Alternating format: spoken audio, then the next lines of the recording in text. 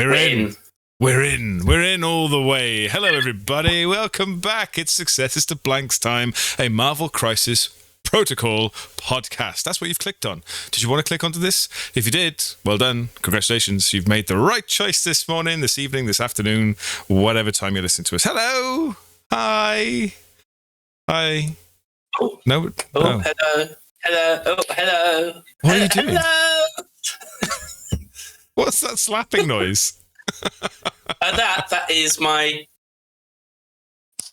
pot of glue. Yes, always got to have a pot of glue handy. Always keep the glue nearby. Okay, as he sniffs, as he makes a large sniffing noise. Yeah. Wonderful. So,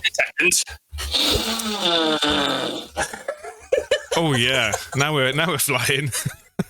Nothing like Tesco's own brand PVA glue. Other PVA brands are available. Exactly. Wonderful. Well, we are here. We'll do a proper intro. We'll do the proper intro, not just chatting poo well, we do that anyway. So, we are a Marvel Crisis Protocol podcast based around entertainment, not so much knowledge, but we have a bit of knowledge that's not very good, so we'll talk to you about it anyway. But my name is Luke, and I am a veteran of the MCP world. It doesn't sound like it or look like it, but apparently I am. I've been playing for a long time. And do you know what? When I grow up, Duncan, I want to be in the Sinister Six. And today, I think my name will be... what should my name be today? Paper Bag Man is what I'm going to be called today. Because it's just hang outside like booze shops with a kind of strong Eastern European lager in a brown paper bag. Yeah, exactly. Yeah. But on the paper bag it says water, and that's where my sinisterness comes in. But I'm not alone. I'm never alone. I'm always accompanied by the voices in my head. And the specific one today on my right is, who are you? My name is Duncan. I am the kingpin of Bristol MCP. So if there's anything that you need doing in Bristol relating to MCP, you come see me, I grant you a favour, and then you're forever indebted to me in a way that even if you do pay me back with more than what you kind of initially asked for from me, you'll never be cleared of that debt. It will be a lifelong contract. So... If you enjoy that kind of thing, then come to Bristol. Wow. For a moment, I was like, this isn't fun anymore. This is actually just you threatening people. So yeah, that's me. I like Luke, am a veteran. Oh, you like me? Listener. You like me? Do you? Is that what you said? You liked me? Me, just like Luke, I am a veteran, so I'm doing the bunny ears for the audio listener, because most people should know that veteran also just means old. So. Ain't that the truth, old man? Yeah, very true. Very true. Yes. We're now at the age where you have to get up and actually do stretches, because otherwise you're going to hurt yourself walking down the stairs. It's not fun. It's not fun. There you are. Wonderful. So we're going to chat to you for the next hour. So we're going to entertain you for the next hour, and we're going to talk to you about lots of different things. Oh, I just realised maybe next week your Sinister Six character can be orthopedic shoe. Just because you're getting on in age. Oh, wonderful! Thank you, mate. Lovely. Isn't that exciting? Well, stay tuned for next week to think of what else I can think of on the spot. So, we've had a very busy week. We've had lots of things that's going on, but as always, we like to hear from you guys. So, we're going to go into our first section, which is called What You Working With. And we're going to talk about... What you working with? What you working with? And stuff. Sorry, I'm just talking over the titles now, aren't I? Talk. Do you know what? It was a really good segment. It was a really good segment, and then you were like, "Nah, I'm gonna just poo all over that." That's great. I was quite impressed with that. It's like, oh, even the title's kicked in the right time. No, nothing at all. Wonderful. So, perfect. We're going to talk to you about what we're working with, and then we're going to listen to what you're working with. But first of all, Duncan, what you working with? I had to fix up King T because he had come off his base. I'm getting him ready for the July updates as it is now, where he's gonna probably just be nerfed quite hard because he is a phenomenal character. So yeah, and then just carrying on working with goats. Really, it's just it's not been too much. I've been playing more games than I have been hobbying. So yeah. What about you? Nice. What have you been working with? I've completely the opposite, mate. I've been doing more hobby than playing. So obviously we had the GT last weekend, and it's just been flat out. Oh, not last weekend, weekend before. What day is it? Where are we? Who are you? Nurse! What time is this? What year? Who is the president? Yeah, whatever GT was. I haven't played since then, so it's just been a very long old week. But I had a gift bestowed upon me last week where the new Sentinels just appeared out of nowhere in my delivery, and so I have the new Crisis cards and Sentinels all built, packed, ready to play, to show off, ready for selling of the release day on Friday, which is very exciting. So if you're in the Pontypool area and want to see what the new figures look like, pop your head through the door, old boys, and we'll have a look at what we can show you. Hopefully some models and nothing inappropriate. They phased into existence for you. No, they were built. Sentinels do, isn't it? Oh. No. Why would they phase? They're not the Borg. What's wrong with you? Resistance is futile. Yes. X-Men Resistance. Oh dear me. I'll get into Sentinels later because I had some games with them and I had some thoughts about them. Did you? So, that sounds exciting. What have our viewers been working with? What have they been working with? Well, we had to cull the horde a little bit because we had thousands upon thousands of letters coming through the door, and none of them had any pictures in, which is frustrating. Just letters. It was like the letter B, the letter G. It was very frustrating. But what we do have is a couple of premiere pictures from our personal peripheries. Trying to just alliterate, didn't work very well. We have up first is the ever delightful and consistent Dave C from Bristol, which is very nice. I would like to see Dave A and Dave B one day, but Dave C will do for now. And we've got some extra work done on this beautiful Russian fella. Isn't he lovely? I mean, is he Russian because he's from USSR Russia? Because that's when Omega Red first came into the comics, wasn't it? Like what, the USSR Russia? Or is he kind of genuine Russian, or is he kind of like old Russian Federation Russian? Like what Russian is he? If you know, write in and tell us. If you know what he's talking about, please let me know. I haven't got a clue.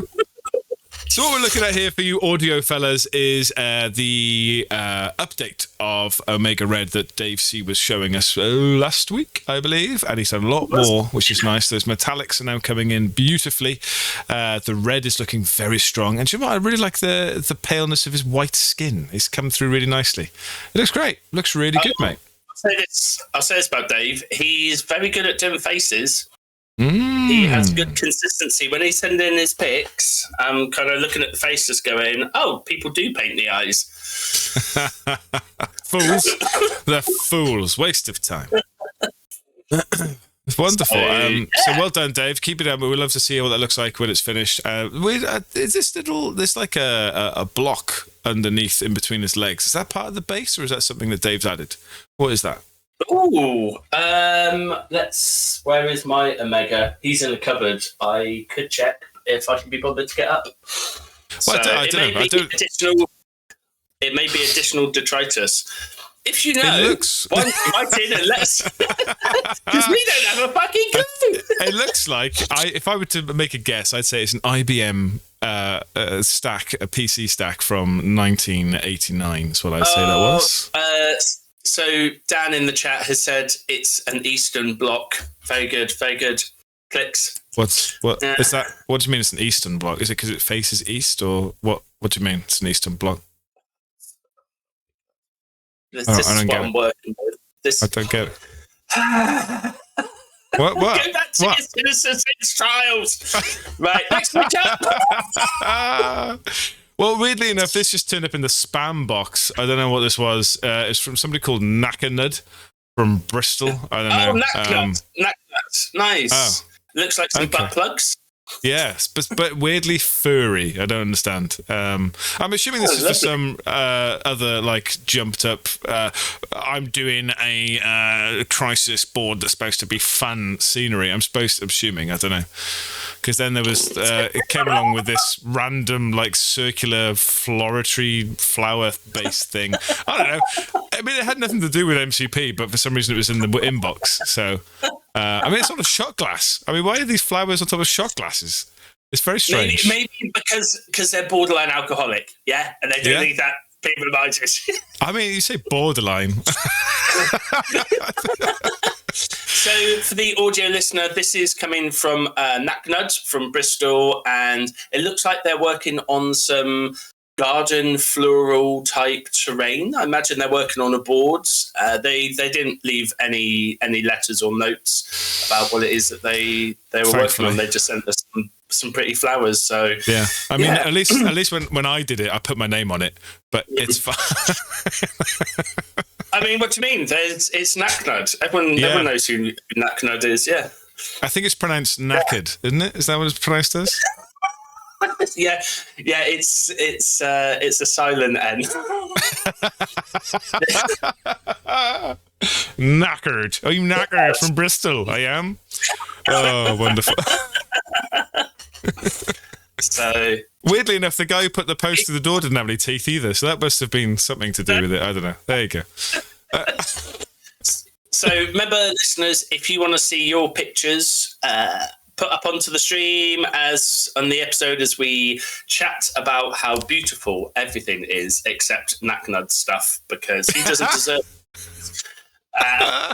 but yes, please send us in your pictures either via email or on the YouTube or the no, you can't leave pictures on Spotify or YouTube. Yeah, you have to do it by email. Do it by email. Or you could do it by CFAX. If you go to CFAX page 752 and enter up, down, left, right, ABC, start, you'll be able to access the picture depository from there. All right. Like, anyone who's on CFAX isn't just going to be hooked on Bamboozled. So, I love how we alienate 90% of the audience. It's wonderful. It's hilarious. Wonderful. Well, that's the end of listening to you lot out there in the real world. Should we have a listen with a bit of a play of a game? You fancy playing a game? Yeah, let's do it. Okay, let's play a game. All right, Jigsaw. Woohoo or poo-poo? Why must you talk over the jingles? Why do you think? What's the point? What's the point? I just don't understand. I ask myself that every morning. Yeah. So, life. Is it woohoo or is it poop? That's a solid poo-poo from me, I'm afraid. Yeah. Well, it's your turn to read the card. Your turn. You read the card, you bum. It is my turn to read the card. So, for people who may not know, this is our section Woohoo or Poo Poo. We have a tactics card that has been curated for us by Joe, also sometimes known as Josh. And this card is, and then we decide, is it good? Just remembered what I said then. Yeah. Is it good? Therefore, is it a barrier level wahoo, or is it poo poo? And if it is poo poo, we then have 2 stool charts that we rate it on. I rate it on the official medical, worldwide acknowledged Bristol stool chart. So 1 being very difficult to pass, 4 being a perfect poo, and 7 being very sloppy. And Duke likes to do it on the IKEA stool chart. It's the official IKEA stool chart, I'll have you know. It's the official IKEA stool chart. And it goes as rough and ready as a Marius, which is the worst type of stool you can buy. It's cheap, it's nasty, it's very low to the ground. And it goes all the way up to something as beautiful and soft and accentuate as the IKEA PS 2026. Brand new in your IKEA stores right now. Beautiful. Do you know when sometimes you're listening to shows and people are like constantly plugging stuff because they're trying to hope that they get that sponsorship? So if you are listening, IKEA. Yeah. Mr. IKEA. Just pronounce it properly. It's IKEA. Sorry, it's IKEA. Thank you very much. If Mr. Suzanne IKEA is listening, please get in touch. We would love to plug you. Plug you with some topiary size plugs. So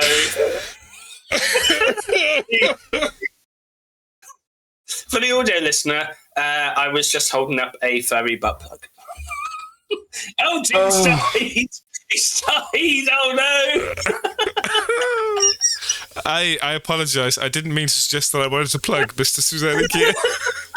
That was not my intention. That was not what I meant to say. Apologies.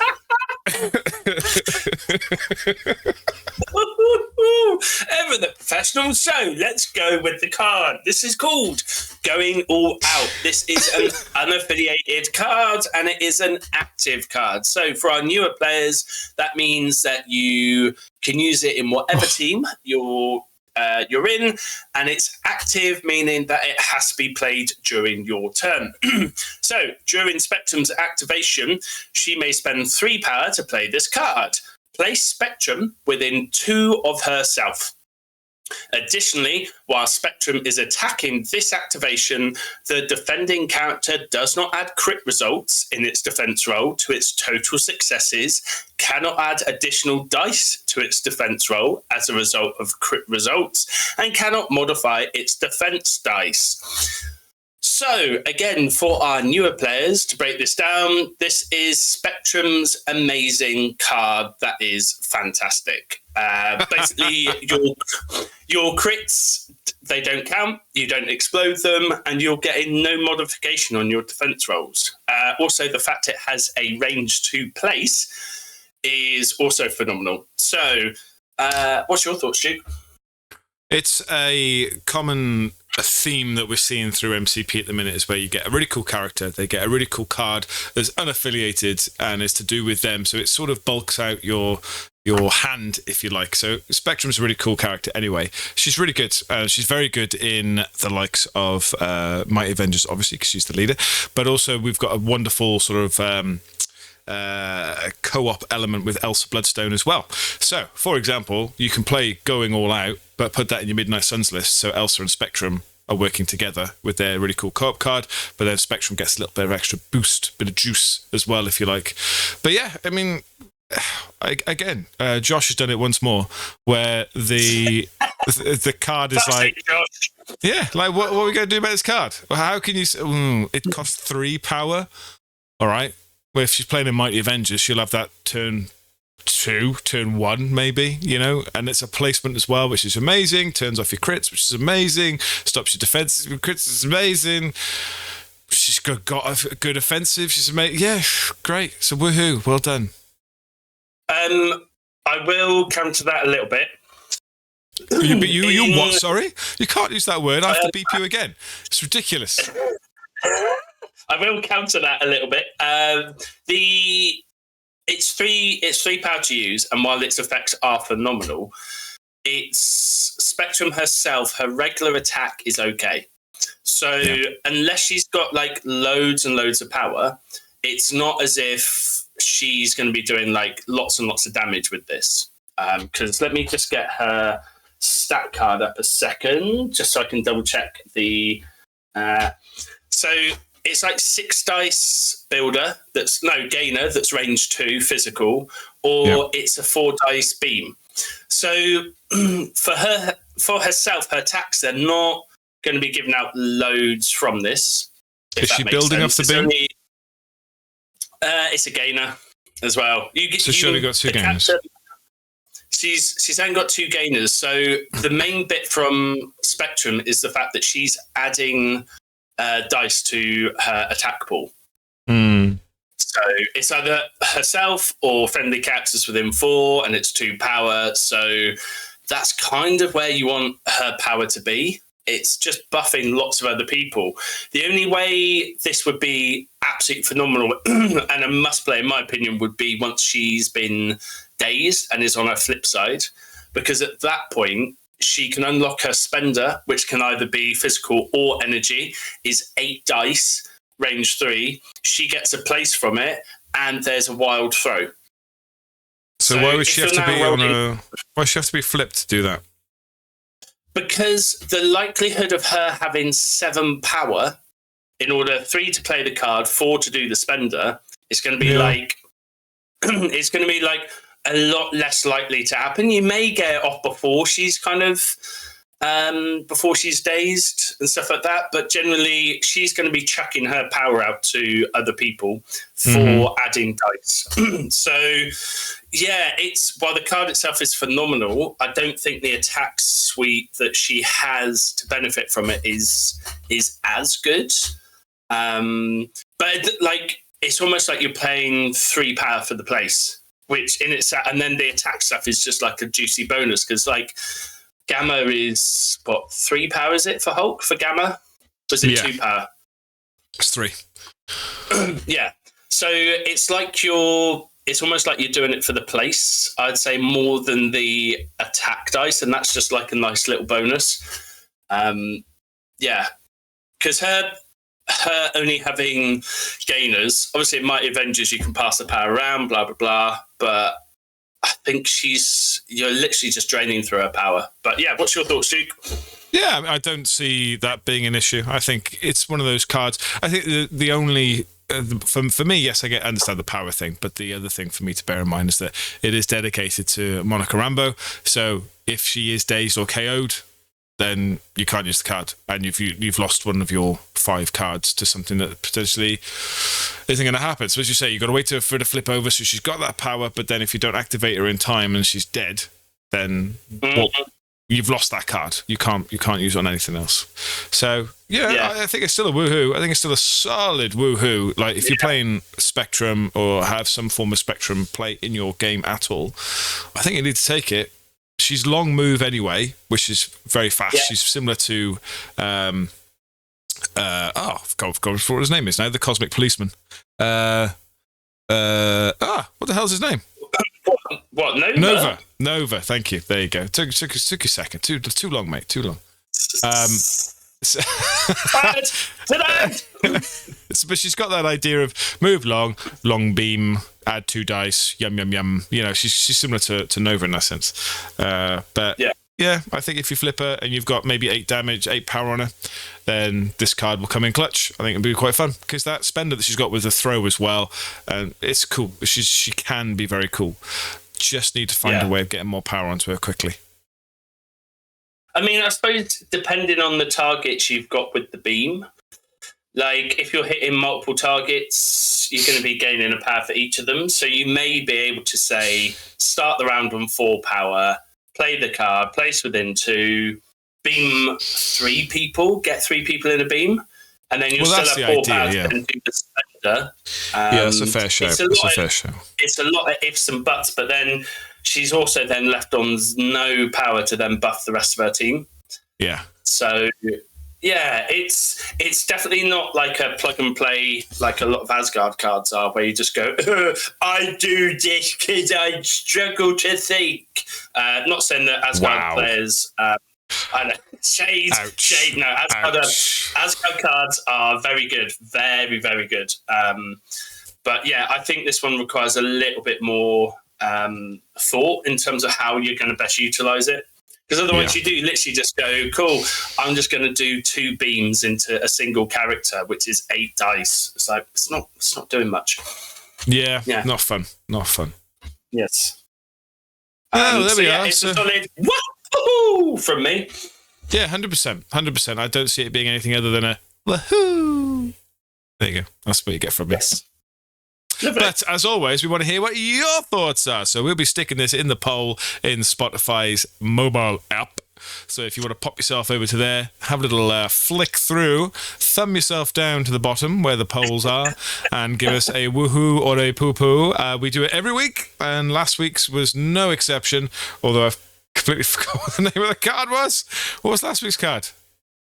Oh God, I'm gonna have to look that up now. I do it on purpose because it's written in front of me. It is a doomed prophecy, but I just like to make Duncan sweat. It's fun.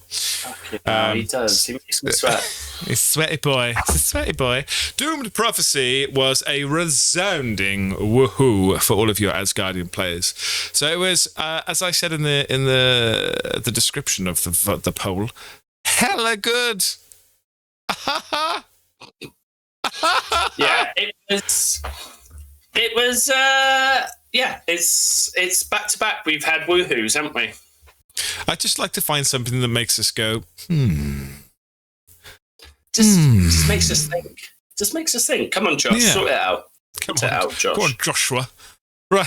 So we have a little chat about what's up and coming in the MCP world, my little friend. Yeah, let's do it. Let's go give J. Jonah Jameson a little knock on the door.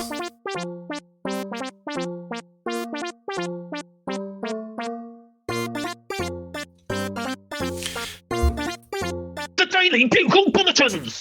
Oh, it's the Daily Bugle Bulletins, where Duncan and I get to talk a little bit about what's newsworthy. Not just what's in the news, but what's worthy of the news. And I like to say to my lovely pink-eared friend, what's on your front page this week, Duncan boy? On the front page, oh God, maybe it's the fact that the flaming hands that were first kind of accidentally leaked when they got put up on pre-order early for the Dark Dimension set are not currently up for pre-order. No, they're not. Where are they? Where are the hands? That's what the big front page is. Where are the flaming hands? Where the flaming hell are the flaming hands? Hey, yes.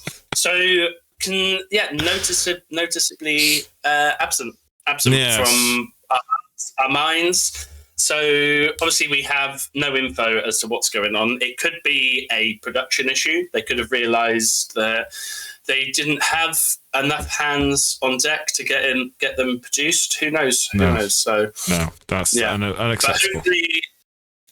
Hopefully, get sorted out because I need my hands. I need my flaming hands. I need them, Duke. I need them. Well, I tell you what is more important about the news. So we talk about the idea of the missing hands. What we are referring to is that there are 2 boxes for Dark Dimension coming out, retailing at between £60 and £80 a box, and we still. The US is 80 or 90, I think it is $80 or $90. And recently, the conversion with some of these kits has literally been like 1 for 1. So it's like, that box is $90. Oh, that would be way cheap when it comes to UK and go retail price $89.99, and you're like, yeah, absolutely. But what I mean to say, what my point is, if you shut up for God's sake, my point is that it's still not complete. So we're buying these 2 boxes to get the board going, and we're still missing some of the terrain. So I put it to you, AMG, Mr. Atomic Gas. What's going on? So there you go. What's going on? Anything else in the news? New Crisis get released this week. Hell yeah. Stop the presses. Along with some Prime Sentinels. Talking of the New Crisis, though, should we move on to our next bit in the news? Because it seems like a good segue, that, doesn't it? Well, for once, you've actually done something positive. So there you go. So what we have here, I've spoilt the fun already. It's here we go. So we have our second or third, fourth set of so did you know that in the box itself there is a large poster that has the campaign for what this set is like? Did you know that? Yes, because they have that with the War of Kings box. So it continues, which is lovely, and it's very much themed around. It's very nicely themed. So a lot about Senator Kelly and the X-Men and all this kind of malarkey. So it's very cool.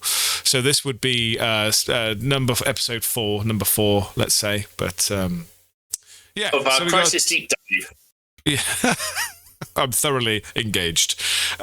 Yes. Do you want reds or blues for this one? I will go with reds. He looked at the cards.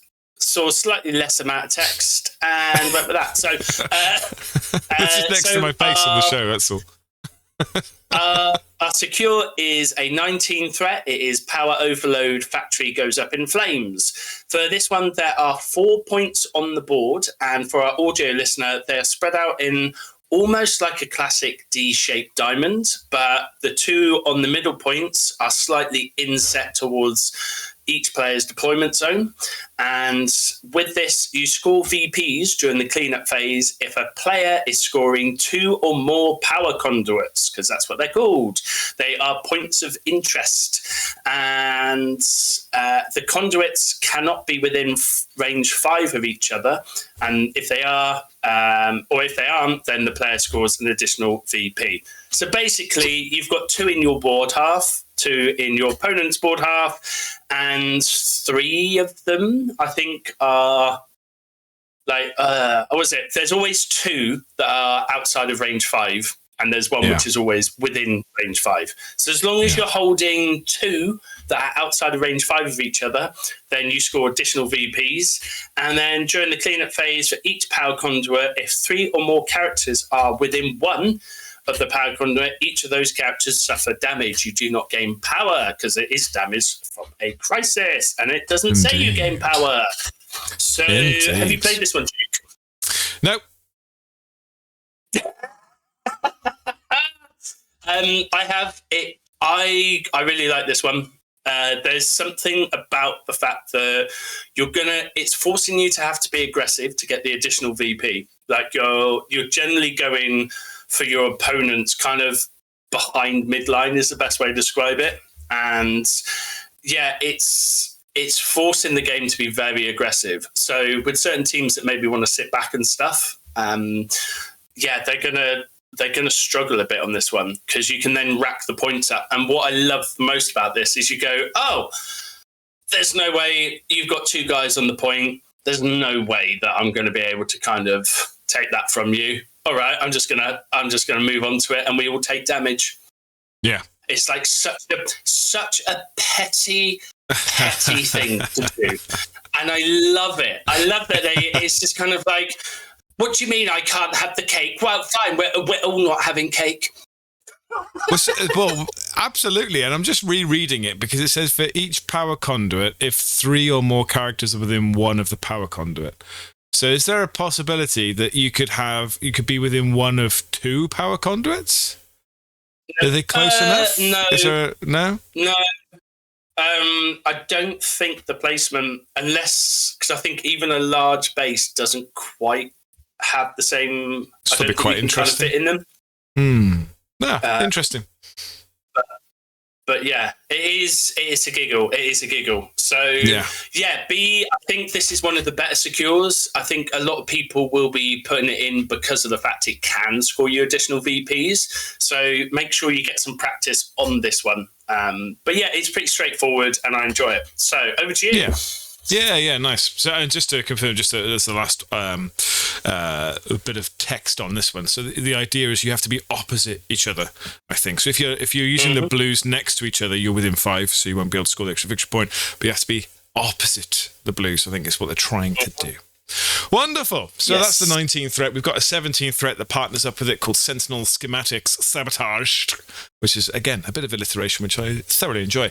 So this where you've got 4 unexhausted factory tokens on the map, and they are symmetrical, which is very nice. Looks like a nice 4 pip on a dice. You score a victory point for each character they control that is holding a nanite during the cleanup phase. So, what is a nanite? Let's find out. Interact with the factory, so you've got to pay an energy to interact. You flip this factory and pick up a nanite from it. Nanites are limited, which means only 1 per person, please. A character cannot interact with a factory while it is holding a nanite. Don't be greedy. You've already got 1, can't have any more. When a character holding a nanite attacks a character within range 2, add a dice to that attack roll. Oh, thank you. That's very kind. Disintegrate. During the charge phase, remove all nanites from the game and flip each exhausted factory. So the factory then becomes unexhausted. So, very, very basic, very normal. It's like what we refer to as like a mini hammers or a fake hammers. So you run up, grab a knife, and I was going to say it's been referred to within the community as Hammers Light because you get the additional attack dice, but you can only hold one, and you only get the bonus if you're within range 2 of the target who you're attacking. So previous hammers, you could, for example, stack 4 onto Stephen Strange, who would then be using range 4 and putting lots of pain and hurt and misery into your opponent. But this, it's basically going to be you're only getting 1, and you have to be within range 2, which then means on the clap or on the swing back, you're much more likely to suffer damage. Also, it's going to mean that a lot of people have their martial artist up and stuff like that as well. So, yes. Yeah, very interesting. Very interesting. Have you played this one? Nope. So, the map on this, it's very tight. Very tight. And it's definitely fun. I think having played this though, the majority of times that the additional attack dice doesn't come up is a lot because you're having to kind of weigh that kind of thing of being like, well, I want the extra attack dice, but I also don't want them to have martial artist, or I don't want them to have this other bonus. Yeah, all of these. If the guy you're attacking has a nanite, then when they clap back, they can use their nanite as well. So that also works. Yeah. So it's definitely adding a lot more kind of jeopardy, I suppose, to having that bonus, which I think it's a very nice update to what was the Hammers mission. So I like this one. The bit I don't like is it's a 17 threat, and 17s are everywhere. Boring. Move on. Make it a 16. Make it a 22. Make it a 5. Ooh. It's my leader. 5. Yeah, my leader versus your leader. Let's go. So, wonderful. Should we get on to our last set of crisis to chat about them? Absolutely. Do you want to do blues or do you want to do reds? Oh, I will do blues because I'm on that side of the board. So no, you're a liar. You looked at how many words. You did exactly the same as what I did. You horrible little kid. So this one is a 16 threat. It is assault ships make sweeping search. There is 4 spotlight tokens, which are points of interest. Once per turn, when a character is attacking during its activation, if the defender is within 2 of a spotlight, the attacker may reroll one of its attack dice. Now, the way these are laid out is it's almost like a kind of zigzag across the board. So they're all quite close to the center. And you've got kind of one on either end, either side of the board, and then 2 that are kind of closer to the middle, forming a lovely little zigzag. And this mission, again, I'm going to ask if you played it, and I'm expecting the answer to be yes. Yeah, go on. Ask me. Have you played it? Yes. Have you? Yes! Wow. Okay. What's your thoughts? We kept forgetting about the rerolls. Really? Yeah. We get to the cleanup phase. You go, right, just check what happens to the blue. We forgot all the rerolls. Next turn. What happens at the end of the cleanup phase? We forgot all the rerolls. So yeah, it's because it's so different, because like you're scoring just naturally off of them. They're not sticky. You just have to stand next to them. It's a funny one where you just like, there's more to it than just having to stand next to them. So, but it's very important. Very important. I was going to say, what I really like about this is the fact it is a 16. I played this against Joe recently with Sentinels, and forcing a team that definitely wants minimum of 17 or higher, it's to have to go to 16. And then in addition, because it's range 2 of any point, it's not even one that they're contesting. It's just if they're within range 2 of any of the blue points secures on the board, you're getting to reroll an attack dice. Often characters with large bases, there's a possibility that they are within like range 2 of both. It's it's definitely some fun mechanics. It makes it more difficult. You're going to have to look at, if you're wanting to play this, having some tanky characters. So I had Shadow King sitting on a point, and who's quite a tanky character, and he just got one shot. It's like, go! Because it's in my eyes, I can't see. It's so bright. The rerolls do add a surprising amount of extra additional damage and stuff. So yeah, especially when people are attacking with multiple dice, and then they have their own affiliation rerolls and other kind of bits and pieces that they can do. It's very good. So do you want to crack on with your red? Evidence of experimental soldiers exposed. It's a 19 threat. There are 3 unexhausted server tokens on the board. This is built similar to it's red across the horizontal line. So we've seen a few of these now. They're not across the vertical going up anymore. We don't do those. They're just 3 across the horizontal line. 19 threat. You're scoring a VP for each character you control that is holding evidence during the cleanup phase. So you interact with the server, flip this server, and pick up an evidence from it. Evidences are limited, so only one per person, don't be greedy.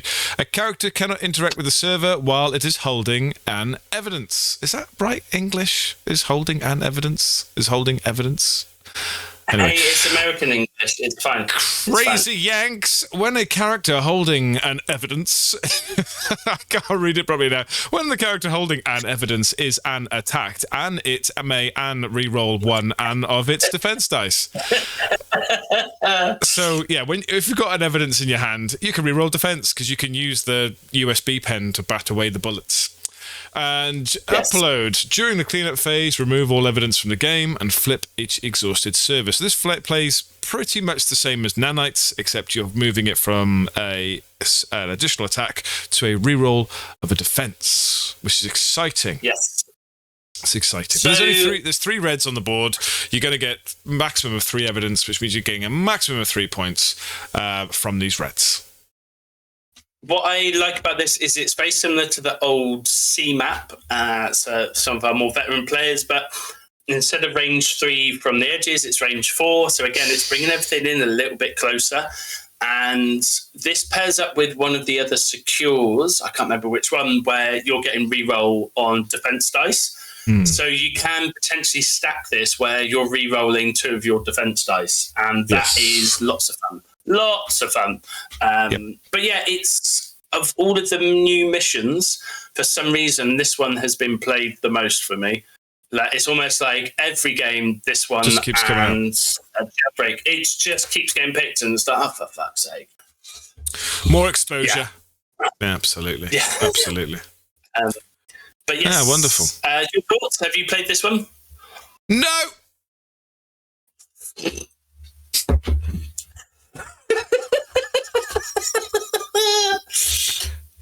So that concludes our series looking at all the new Crisis and all of our kind of thoughts and opinions.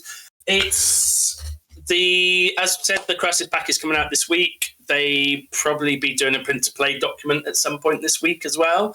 There are various resources out there if you aren't interested in having the physical cards. But yes, if you do want to support your FLGSs and support the game, obviously do buy the box set because it's got some lovely little Sentinel models in as well.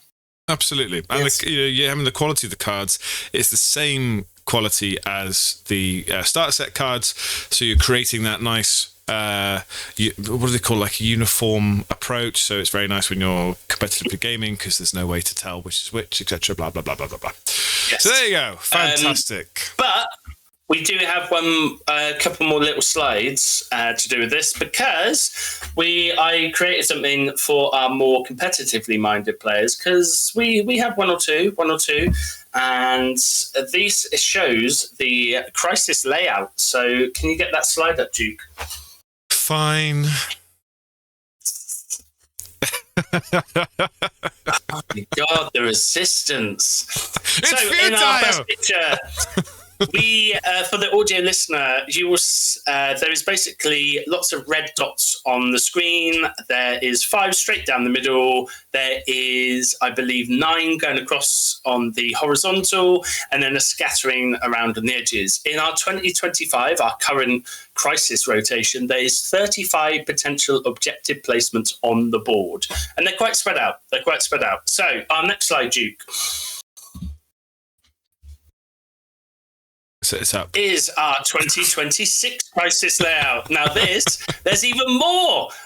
So there is 61, which is a huge, massive kind of jump up. It's almost double the amount of potential objective placements on the board. So people with marked mats, objective crisis sticker mats, all of those kind of things, it's kind of basically a big FU from AMG on this. Yeah, absolutely.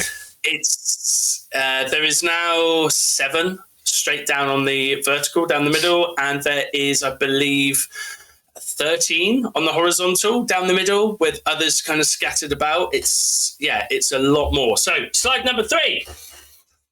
It's the 2025 and 2026 crisis rotation objective placement. 69 total. Red 2025, blue 2026, purple 2025, and 2026.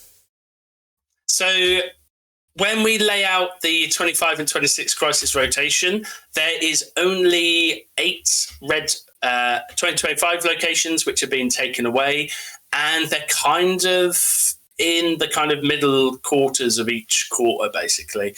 But there's a lot of new overlap, basically. So we go on to our next slide, our final slide. And this is the important one, in my opinion. So this is for the audio listener. We have purple, which indicates where the 25 and 26 crisis rotation overlap, and blue, which are all the new ones. And there's a lot of new points. So in a nutshell, Duncan, what was the point of this? What are we trying to show to people? Point of this is to show that there's a lot of fucking new placements on the board.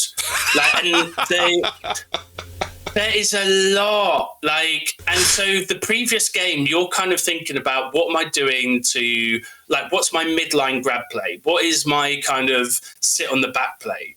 Where am I going to be sitting on the board to kind of sit on points and keep out of ranges?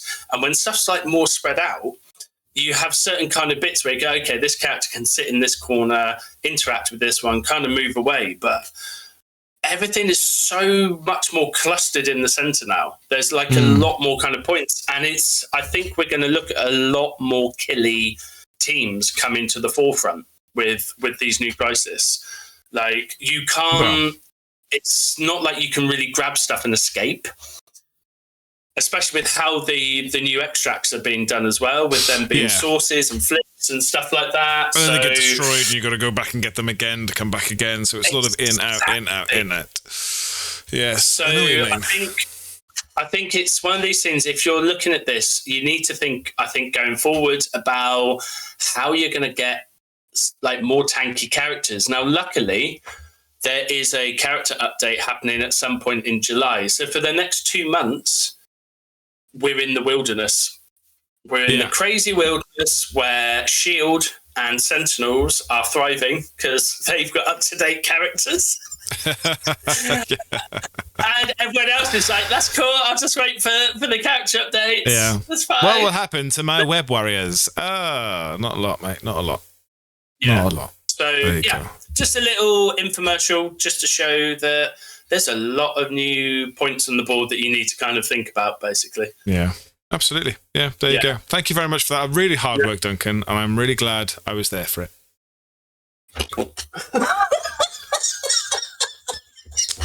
So, shall we move on to our next section? Yes. We've got time for a wonderful listener question. Let's listen to hear what you have to say, you beautiful people out there. Okay. It's listener questions!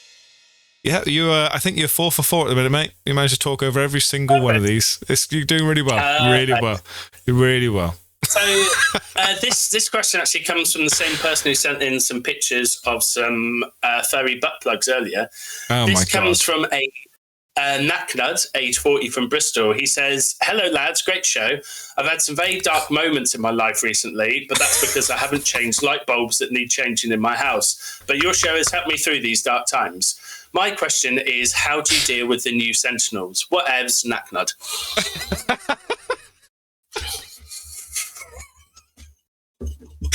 Sometimes I get to this stage of the show and I'm just so disappointed. So disappointed. But there you go. And today is one of those. Yeah, today is no difference at all. Today, it's a day with a Y in it. Here we go.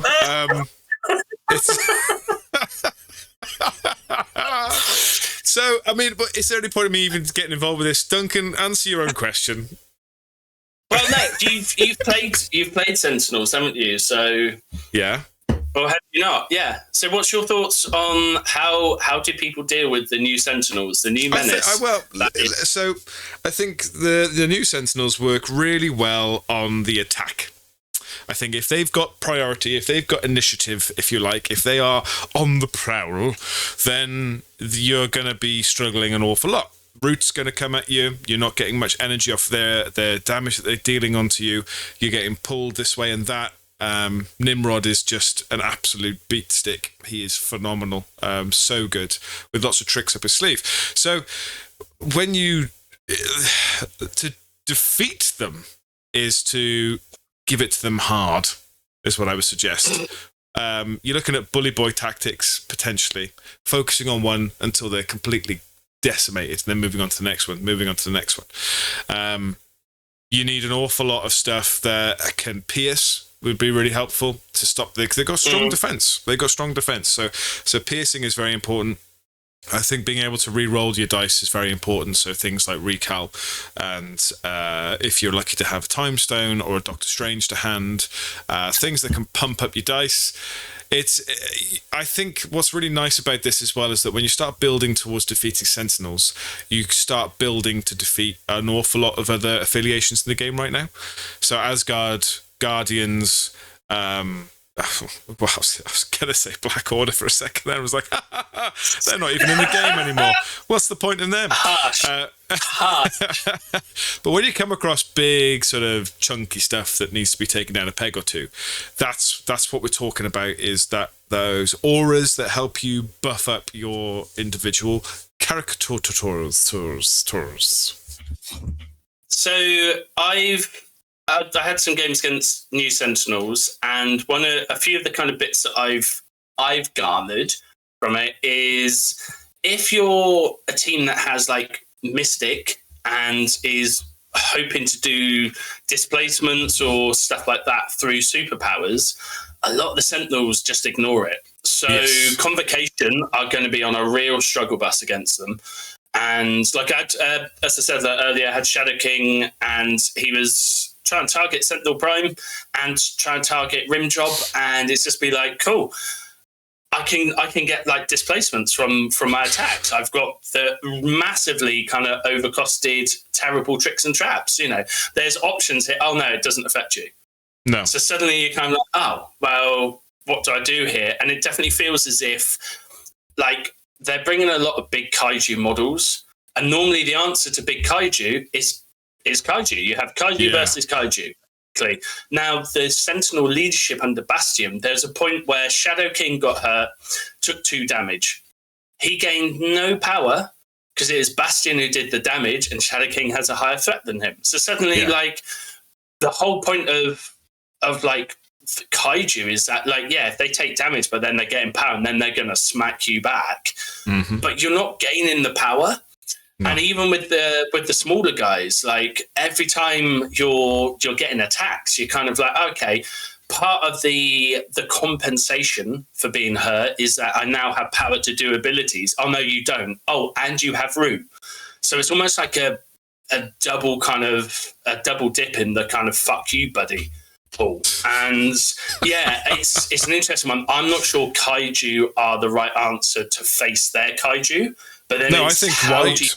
You go wide. You go wide and you buff. Yeah. Wide and buff. That's what we're talking about.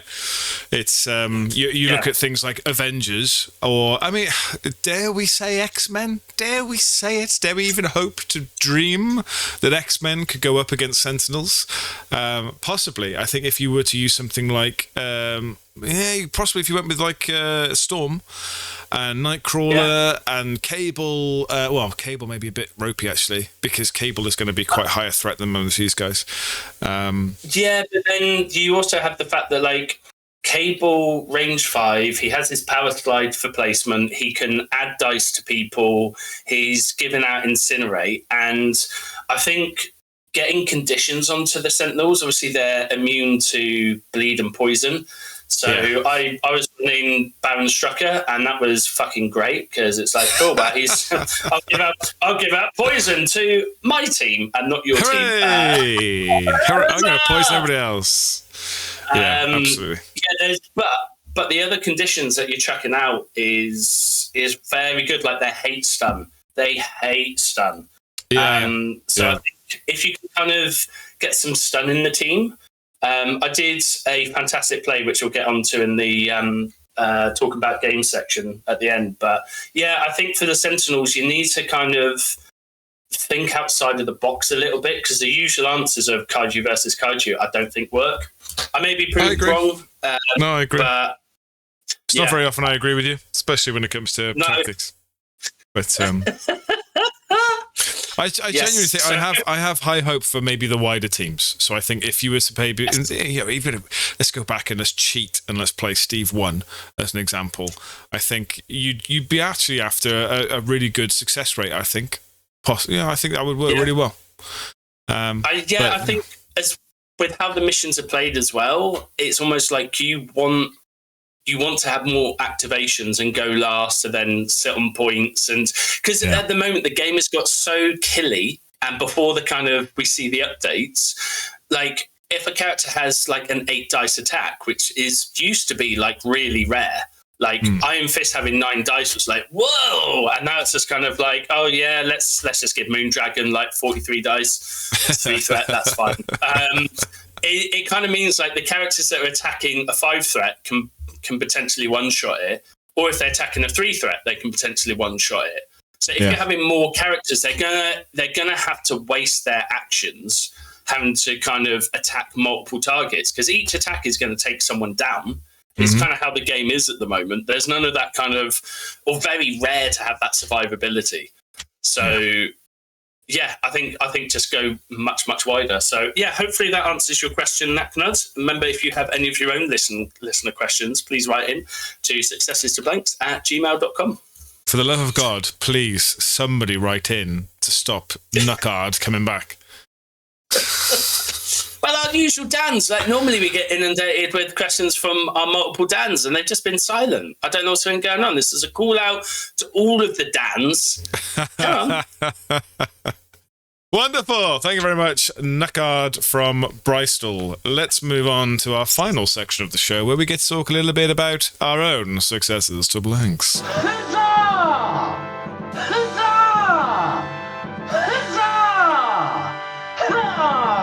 For God's sake. Successes to blanks. Wow, you didn't talk. You didn't talk over that one at all. I know, it's because I was busy gluing some more butt plugs. Go on then. Talk to me about anything that was really good in your weekly day that turned itself into a blank. Okay, so ended up playing 3 games this week. We had a guy who we refer to as Earth's Mightiest Joe, because we got 2 Joes in our group. So we got original Corset. You got Josh and Joe. I mean, now we have Josh and Joe. So we have original Corset Joe and Earth's Mightiest Joe. And Earth's Mightiest hadn't played in a while. And so he was running Spider Foes, and it was a chance for me to bring my old Hydra list out. And because it's a bit more of a kind of casual game, and super fun. I've forgotten how much I enjoy the silliness of sticking like scientific method onto crossbones and like all of that kind of stuff. And then later in the week, I played Josh, and he was running new Sentinels, and I thought, do you know what? Because we're doing our What About Me. Am I still there? My camera's disappeared. Sadly. Oh dear, it's just the camera. It's fine. I decided to run Mephisto because I was like, I'm going to try out Red Guardian and Mephisto, and I'm going to try out Shadow King and Mephisto, and I had a fucking amazing combo in the first bit. So his rim job comes up, and I decide at this point I'm running Wrecking Crew as well. They've moved up onto one of the blues, and there's nothing he can really do. You know, he's moved up, sitting on the point, and attacks them. I've got priority next turn. They're within range 2. He's got no one within range 2 of rim job. So what do? I do the first attack, stun him. Do the second attack, stagger him. Do the third attack, throw him short into Bastion. Then spend 3 power and play the We're Stronger Together card and lob him long. That was fantastic. Such fun. It was just like, this is amazing. And Joe's just like, what does it Wrecking Crew do again? I go, let me show you. Everything. Yeah, it was really good. Shadow King was a hard counter to a Mega Sentinel because I don't believe she gets the things about not being able to be pushed and displaced from Mystic Power super attacks. So that was good. But Mephisto, turn 1 moves on to a point. Turn 2, because I go into Wrecking Crew first, a Mega Sentinel goes into Mephisto, just takes him off the board, just dazes him. Yeah. And She's then mean. turn 3, She's so mean. Turn 3, I decided to do something else, not activate Mephisto. And yeah, so he was KO'd top of turn 3, and all he'd done the entire game was move and sit on a point in turn 1. Score 1 point. Like, fuck! It's just like, it's fine. Like, we'll just play it out. I'm like, sure. Yeah, we'll just play it out. It's fine. And then racked up again, and this time because he countered Shadow King by putting characters that aren't affected, and that wasn't as fun. Mephisto did a lot more work, which was great. Red Guardian was great. And there was a point where Red Guardian did his spender. And it was like 6 dice, and there was a thing where I was able to kind of get rerolls on it, and because I played the stupid Mephisto cards or something, and it's basically like all of these dice. It goes, right, well, rim job's going to go down, so rolls all these dice, and then he goes, right, fuck it, I'm going to recal, and I got exactly the same amount of successes. Nice. So yeah, it was lots of fun, but I am worried about, until the updates, how other teams are going to play against Sentinels, because even the smaller characters, like not getting that damage, the power from the damage, you go, you've done 1 damage to me. Cool, well, at least I get power for that. No power. Denied. No power at all. Yeah, it's very interesting. It's very interesting game states what's going to happen. Yeah, I don't know. But do you know who's a good counter to that? Who's that, mate? Red Guardian. Oh. Do you know why? Why? If he gets damaged, either friendly or allied effects, and isn't dazed, he gains power. So cool, you hurt Red Guardian for 1. Leadership stops him gaining power, but then his own superpower gives him a power. His own suit. He's got a super suit. So yeah, make sure you get Red Guardian in your team, guys. Or Rhino. Rhino as well does the same thing, which is interesting. Yes, to get Red Guardian in your team, guys. Amazing. But have you got any games coming up? So tonight Samuel is coming back to us playing a little bit more, which is fantastic. So he's bringing I believe he's playing Guardians at the moment, and he had a lovely game with Spike last week against Spike's Apocalypse. So he's back for more, which is exciting. Whether or not it'll be myself or Spike or somebody else playing him, I'm not sure yet. But I have got all the Sentinels built, and hopefully by the end of today I'll have Nimrod painted. So we will see how we get on. If he wants to play against some Sentinels, or what I'll do, I'll just throw shield at him or something. Something's already in the box ready to go. So, but we'll have some fun. We'll have some fun either way. It's either horrible meta filth or horrible meta filth. Nice. Yeah, pretty much. Community leadership. Pretty much. Yeah. Thanks, mate. Appreciate you. Thank you for that. Community leadership. Do I want to ask if you got anything? Do I really care what you're talking about? We've got an impromptu additional meetup happening tomorrow because there's lots of other people who want to play. So that's nice. That's good. I'm currently trying out Mephisto, but I'm also dueling him with Kang.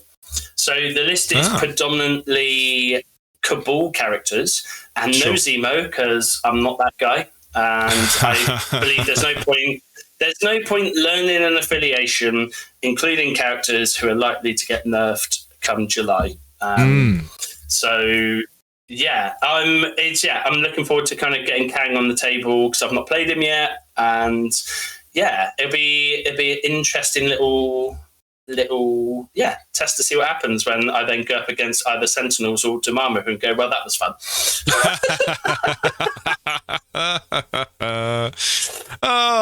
Very good, mate. Very good. Well, it's lovely. It is a wonderful world out there for the MCP community, and it is a lot of fun, a lot of width of affiliations to choose from. So, and don't feel the hate. If you want to play Sentinels, man, especially because it makes Duncan very, very sad. Yeah. It's all good for you. No, so I think, as Joe said to me, he's like, oh, God, do you want me to not play Sentinels? And I'm like, hell no. Like, I would much rather be playing against something that is forcing me to have to, like, adapt and, like, view how am I going to tackle this puzzle? Like, this is a really interesting puzzle that MG have presented. It is different to the norm. And, like, I think they said their whole point of them is that they're designed to slow down the game. But a lot of our games are still ending, like, turn 4? And it's like, that's not slowed it down, has it? I think, if I do play Sentinels tonight, I will be putting in the Mother Mold card and just see how we can get to turn 6. I think just to give myself that little bit of extra, like, this is a brand new affiliation for me to use. Let's make it really hard. Let's try and win using the Mother Mold card and take it from there. So there you go. But if you want to find out more, come and join us next week and we'll tell you all about how our awful games have awfully gone. Would be great to listen to. I was going to quickly add, if you do want to get the Mother Mold card to work, you add in displacement and you displace your enemy from getting onto points whilst you yourself do not sit on those points. Yeah, absolutely. So we get to turn 6 and it's like, I have 3 points and you have 3 points. Play the Mother Mold card and we're still going around 7. Very good. But thanks for tuning in this week, guys. Next week, we've got something very special happening. Which is so exciting. Oh, it's very exciting. So make sure you come by to watch because I don't know what it is.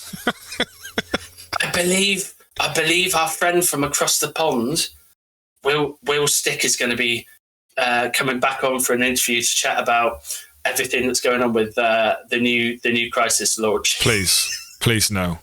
Please no. No, not him. Not him. Oh no. Oh, so, suddenly I got a bit of a, when you sort of start to feel a little bit, I think I'm going to be dead next week, so I won't be able to do it. Sorry. I think I'll be, Perfect. There you go. Wonderful. So hopefully you haven't got to this part of the show and you're still going to come and watch us next week. Thanks for listening, everybody. Cheers. Bye-bye.